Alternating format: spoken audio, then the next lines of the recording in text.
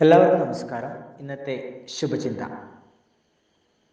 നമ്മുടെ സുഹൃത്തുക്കൾക്ക് ആർക്കെങ്കിലും എന്തെങ്കിലും തെറ്റുപറ്റിയാൽ അയാളെ ആ തെറ്റിൽ നിന്നും പിടിച്ചെഴുന്നേൽപ്പിക്കുകയും പശ്ചാത്തപിച്ച് തെറ്റു തിരുത്താൻ അയാൾക്ക് അവസരം നൽകുകയുമാണ് വേണ്ടത്.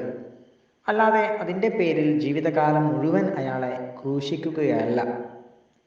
ഇരുട്ട് നീക്കുവാൻ നമുക്ക് കഴിയും, വെളിച്ചമുണ്ടാക്കുവാനും സാധിക്കും.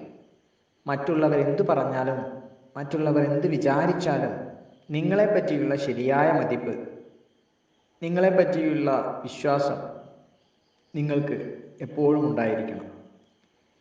തിരക്കൊക്കെ കഴിഞ്ഞാൽ ഇടയ്ക്കൊക്കെ ഒന്ന് തിരിഞ്ഞു നോക്കണം.